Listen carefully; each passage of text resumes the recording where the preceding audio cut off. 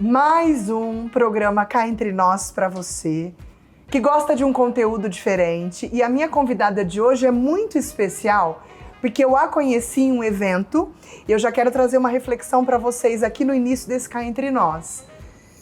O dia a dia, os negócios e a prosperidade exige conexão. E a gente se conectou em um evento muito especial e eu conheci a Jéssica e eu falei, essa mulher precisa estar comigo no meu sofá. Ela é uma advogada muito conceituada em família e sucessão, que está buscando o autoconhecimento e buscando se aprimorar na carreira e na profissão. E eu falei, gente, eu preciso levar essa mulher comigo.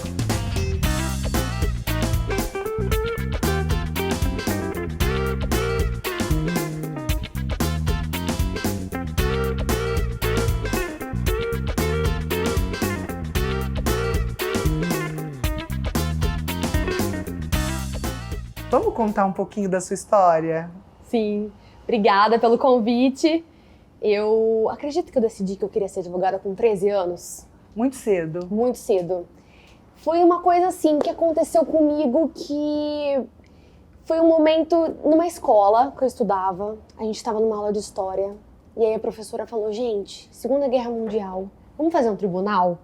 Julgar o Hitler e Mussolini? Aí escolheu os alunos, quem vai ser o advogado, a diretora ia ser a juíza, chama os alunos das outras séries para ser jurados. Quem que quis ser advogada? Quem levantou a mãozinha? A Jéssica vai ser advogada de defesa. Como é que eu vou defender essas duas personalidades horríveis históricas? Com 13 anos. E aí foi o tribunal e eu fui estudar com 13 anos o que eu ia fazer. Descobri um negócio que chamava insanidade mental. E aí chegou o dia do evento e todo mundo da escola e eu fui, fiz aquele teatro, sempre gostei de teatro e fui, fiz aquele drama. E aleguei insanidade mental e aí os jurados, que eram os outros alunos, falaram, não, é verdade, são dois malucos, é isso mesmo, insanidade mental. Falei, gente, acho que eu sou boa nesse negócio aqui. Te marcou aquela vivência, aquela experiência? Me marcou. Falei, acho que eu quero fazer isso o resto da vida. E aí falei, acho que eu vou seguir esse caminho. E aí nunca teve outra opção. Sempre a advocacia. Sempre a advocacia. Depois de formada, quais são os desafios da área que não aparecem para quem não é advogado? Olhando, não dá para ver, só para quem vivencia no dia a dia. A ansiedade de querer fazer o melhor para o cliente e às vezes não está no nosso controle. Então a gente às vezes quer controlar, quer fazer o melhor para o cliente, mas não está no nosso controle. Está na mão de um juiz, de um desembargador. A gente faz o que está no nosso controle, mas o que está na mão do outro a gente não tem como. E aí a gente fica naquela expectativa, aquela ansiedade. Será que meu cliente vai conseguir? Será que ele não vai? E aí a gente espera que dê tudo certo, mas gera aquela ansiedade. Será que vai dar certo? Será que não vai? Um caso muito frustrante que você aprendeu muito.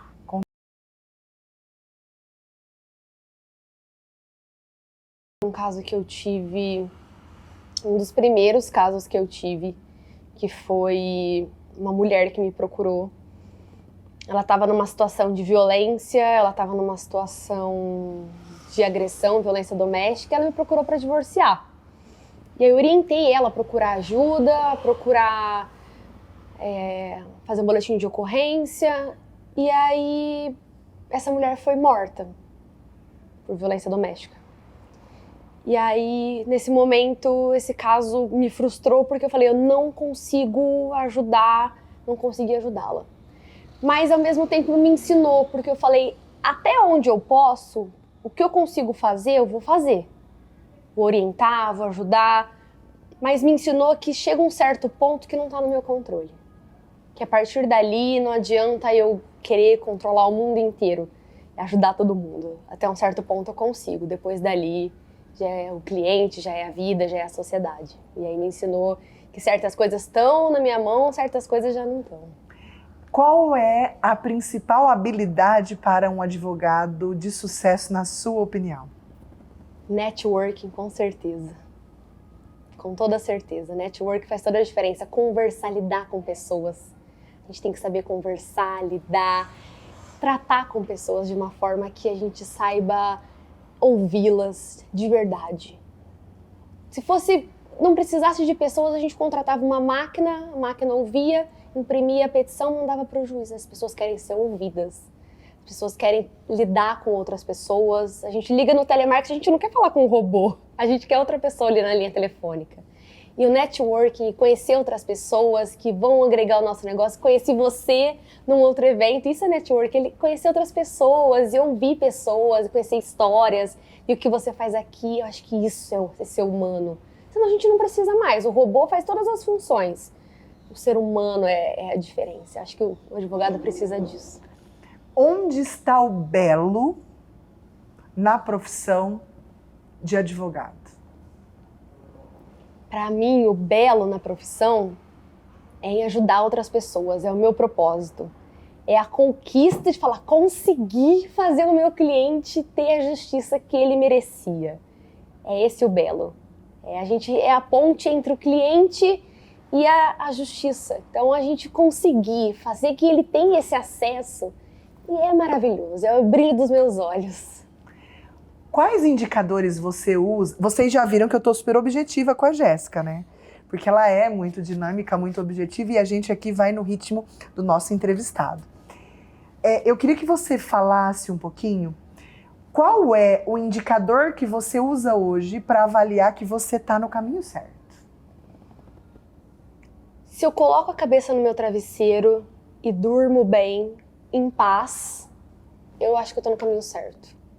Se eu me sinto incomodada ou se alguma coisa já começa a sentir que eu não fiz a coisa certa, eu já acho que eu preciso arrumar alguma coisa. Se eu consigo deitar em paz e falar, tá tudo bem, por mais que eu não consiga atingir o meu objetivo, mas se eu fiz tudo o que eu podia, tô no caminho certo. Estou pensando em fazer advocacia. Fala um pouco dessa trajetória, né?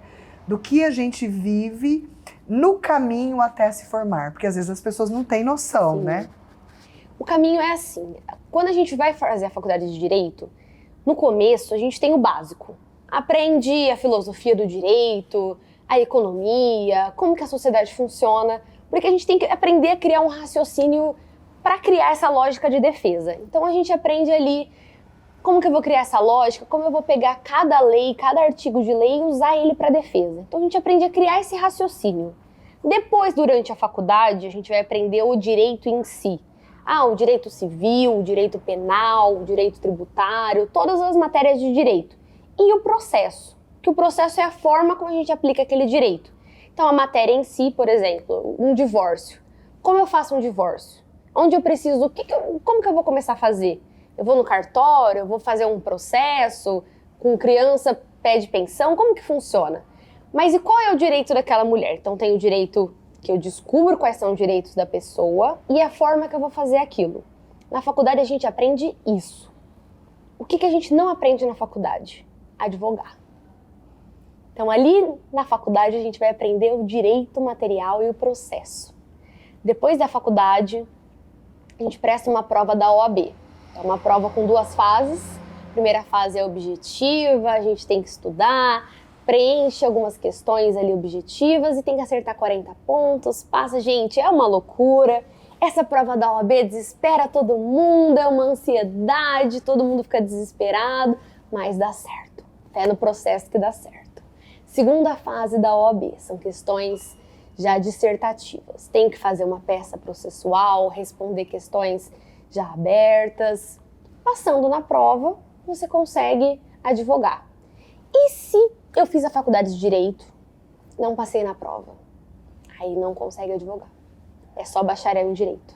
Então é uma faculdade que, de certa forma, ela só tem validade se você passar na prova. Mas e aí? Passei na prova da OAB, sei advogar? Não, Karina. A gente não aprende a advogar. A gente vai aprender a advogar, a fazer o escritório, a lidar com o cliente, prospectar sem infringir os códigos de ética, porque a gente tem muitas regras, a lidar com a gestão, a lidar com pessoas, como que eu atendo um cliente, como que eu vou conversar com o juiz, na prática. E no meu Instagram eu tenho dado algumas instruções para esses jovens advogados. Como que eu vou fazer isso? Como que eu converso com o juiz? Como que eu atendo um cliente? Qual a melhor forma de abordar? Porque a gente sai cru.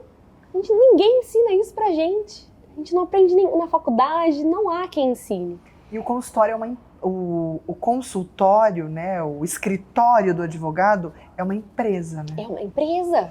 E a gente não sai formado em administração. Exato. A gente não sai com habilidades em gestão. Exato. A gente sai com visão de processo, visão da justiça, né? Todos esses aspectos que você trouxe. Eu fico imaginando que essa gestão também é um desafio para o recém-formado, não é, Jéssica? É muito desafiador, porque a gente sai completamente perdido. Onde a gente vai aprender isso? Como que a gente vai conseguir gerir e lidar com marketing financeiro e com pessoas e fazer tudo se ninguém ensinou pra gente? E aí a gente tem que buscar os caminhos e os meios para conseguir tudo isso, aprender tudo isso. E como que a gente pode fazer? Porque eu fico pensando que um dos desafios desse recém-formado é esse jovem advogado, foi essa a expressão que você usou, Sim. Achei super legal. Como que a gente pode ajudar esse jovem advogado a pensar num caminho próspero em relação a clientes? Porque eu acho que esse também deve ser um desafio, não é? É um desafio muito grande. O nosso código de ética ele tem várias limitações. Por exemplo, eu não posso colocar um anúncio. Ligue pra mim se você quer divorciar, 2 divórcios por 1, chame sua amiga e divorcie as 2 pelo preço de 1. Não posso fazer isso. Me chame, tá com problema, teve um falecimento na família, vamos fazer um planejamento sucessório? Não posso fazer isso. Colocar um outdoor? Não posso. Então ele limita bastante a gente. Mas a gente pode fazer a propaganda informativa através da informação, criar autoridade. E aí, quando a pessoa fala, nossa, eu sigo aquela advogada no Instagram que sempre fala sobre isso, vou falar com ela.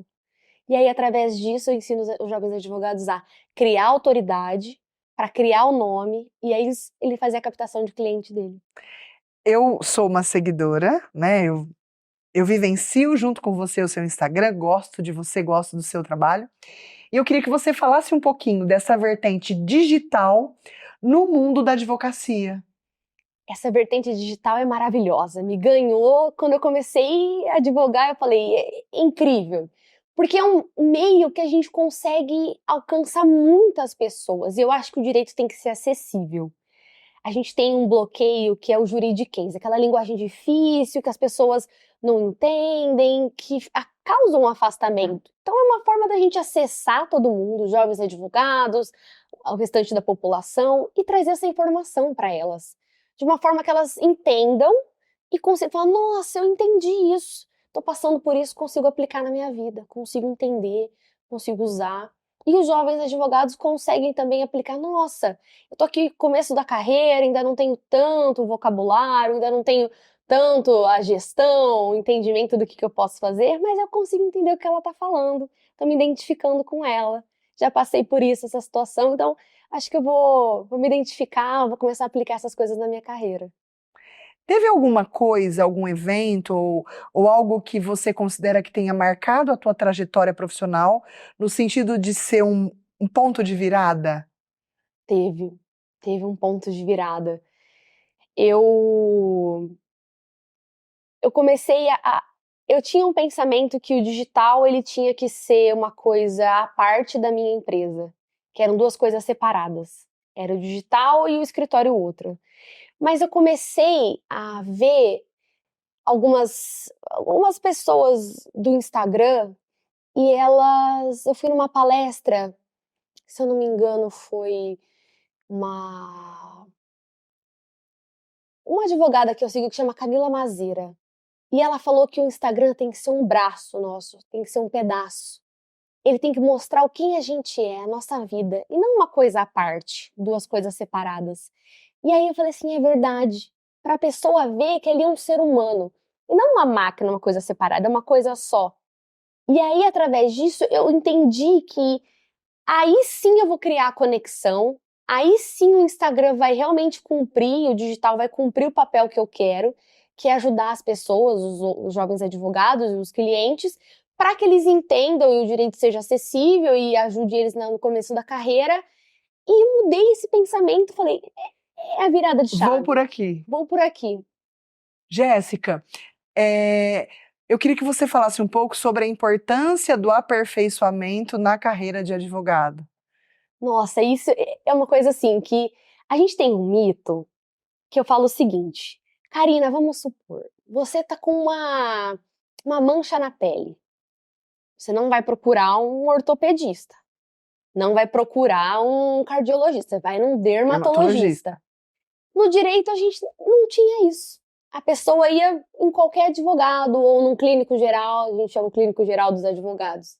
Mas eu acredito que, assim como na medicina, em outras carreiras, na engenharia, a gente tem que ter especialistas. O direito é uma área muito vasta, tem várias vertentes. Então, é muita coisa para estudar. Assim como o direito de família, a gente pega uma área, se especializa naquilo, fica o melhor naquilo e atende aquele público. Aí os jovens advogados, alguns falam para mim: nossa, mas aí eu vou perder dinheiro, vou perder cliente se eu me especializar numa coisa só. Não vai. Porque a gente criando essas conexões, esse networking, a gente tem parceiros. Olha, o cliente chega na sua porta, você não vai mandar ele embora. Eu tenho um parceiro criminal que vai te ajudar. Tem um parceiro de aposentadoria que vai te ajudar, um trabalhista. Você ajuda outros advogados, cria uma rede de conexões, você continua especialista, mas ajuda os outros advogados. E você vai criando essas conexões, cada um na sua área, na sua especialidade, muito bom naquilo, e ainda assim ajudando os outros. Eu fico aqui pensando, né, te ouvindo falar, que tipo de problemas ou que tipo de desafios vivencia um advogado especialista em família e sucessões? Que tipo ou que perfil de cliente bate na tua porta? A gente tem vários.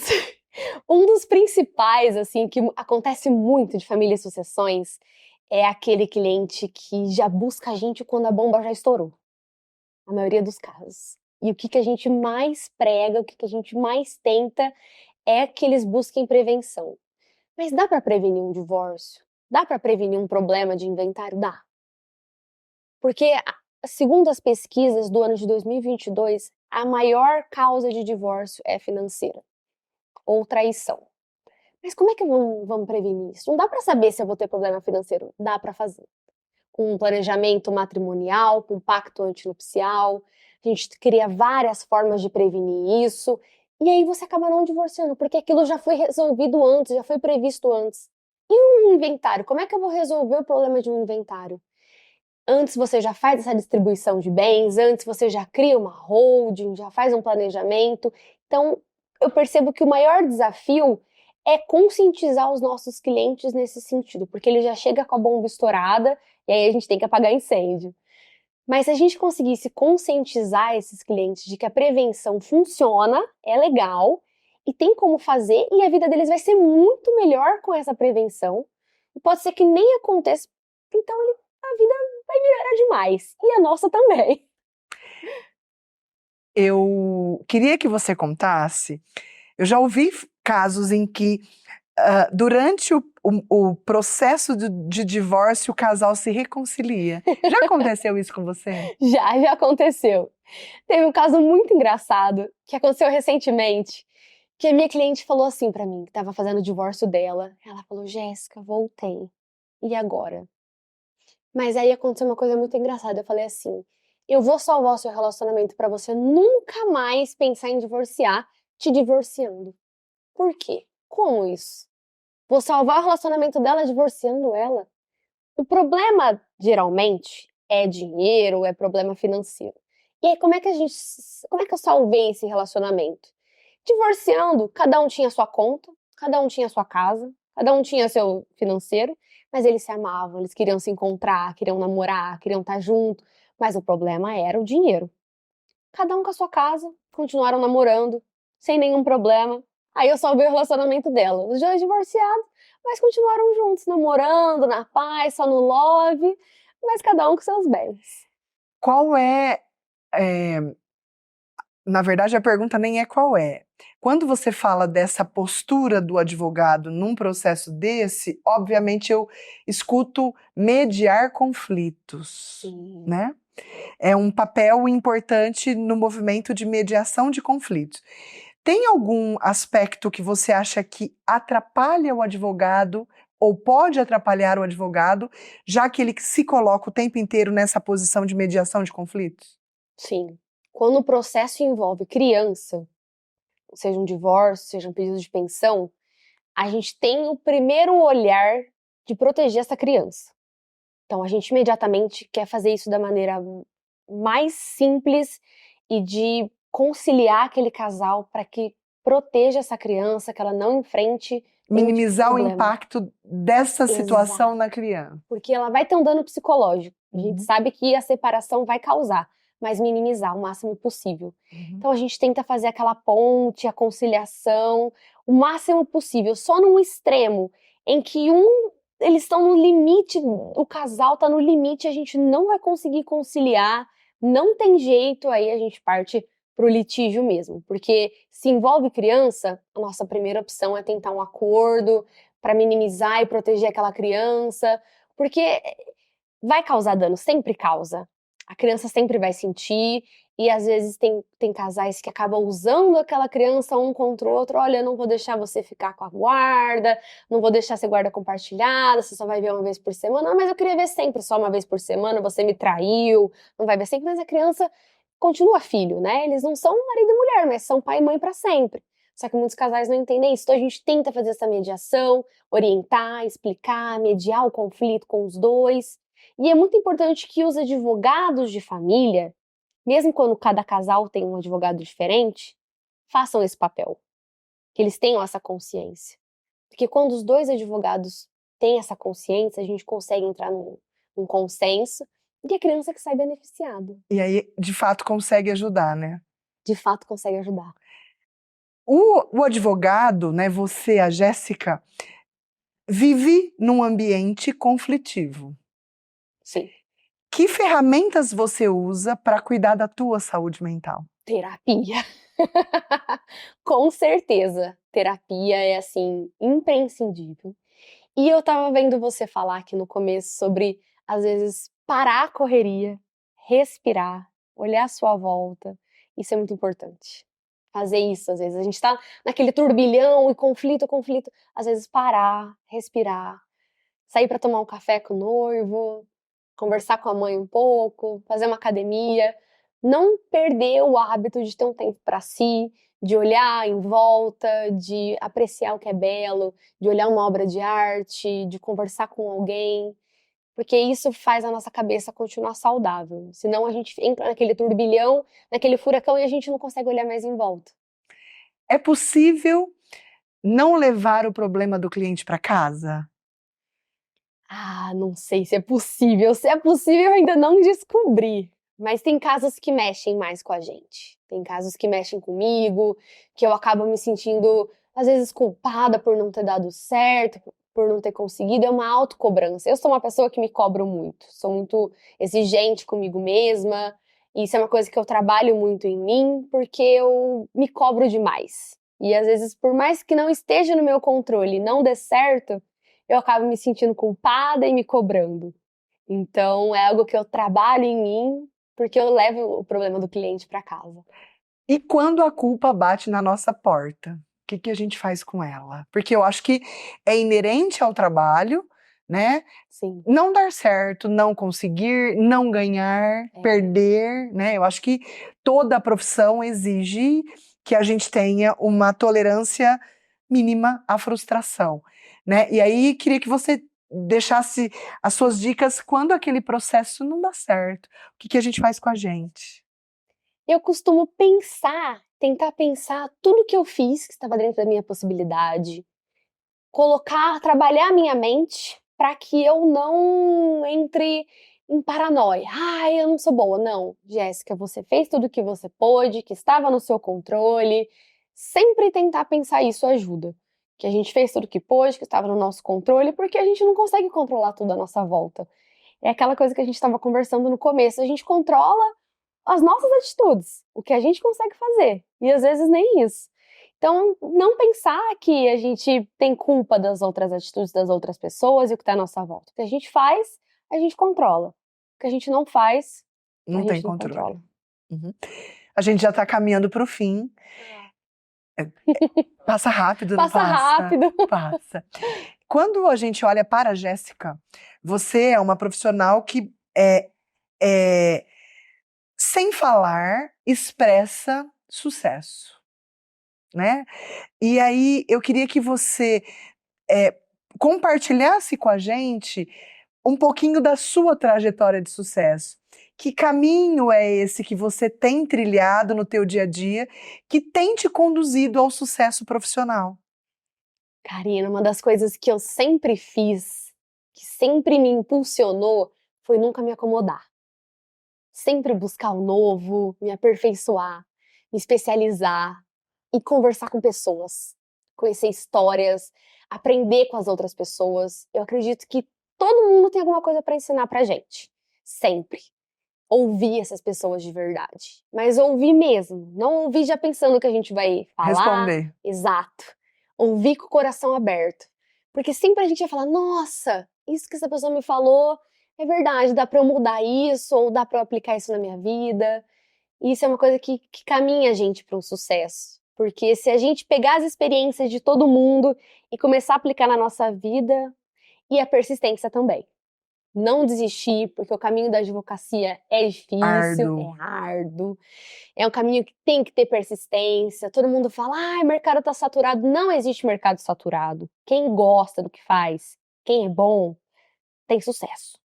E eu acredito muito nisso. Você tá noiva. Estou noiva. Eu só queria que a gente falasse um pouquinho, né, pra gente fechar, sobre os seus projetos de futuro, além do casamento. Sim. Vou casar em novembro. Tá chegando. E meu noivo é meu sócio. Uau! Olha, podemos gravar um novo programa para falar sobre os desafios de empreender a dois. Nossa, ia ser incrível. E ele ia gostar muito também. A gente trabalha junto, nós nos conhecemos na faculdade. E é incrível, porque a gente se completa. Ele é totalmente diferente de mim e, ao mesmo tempo, a gente consegue ter essa sintonia. E a gente tem projetos já em conjunto pro ano que vem, pro próximo ano. A gente tem um sonho, a gente realizou um sonho esse ano nosso, que era ir pro Egito. E agora a gente quer ver a aurora boreal na Noruega. Uau! Um projeto. E a gente quer expandir nosso escritório também. E um projeto que eu tenho é criar uma mentoria para jovens advogados, para dar esse suporte para elas, para eles entenderem, terem alguém, porque às vezes é solitário empreender. Às vezes a gente sente, com quem que eu vou conversar? Com quem que eu vou compartilhar? Para quem que eu vou perguntar? E ser essa pessoa. Pode perguntar para mim, eu te ajudo, eu te dou esse suporte, eu te falo o caminho. Esses são os meus projetos. Obrigada por estar aqui. Obrigada pelo convite, foi um prazer. Obrigada pelo caminho, a tua trajetória. E obrigada por inspirar tanta gente sendo quem você é. Obrigada. É muito gratificante mesmo e eu espero que as pessoas usem a minha história e tudo que eu conto no Instagram e aqui para continuar o caminho delas e ter sucesso. Se você gosta de aprender com quem está caminhando, se você gosta de aprender com quem ainda não chegou lá, mas já sabe para onde está indo, o programa Cá Entre Nós está aqui para isso. Sempre uma história diferente, assuntos diferentes, para que você tenha a maior visão de conjunto possível. Te espero no próximo programa. Um beijo e até lá!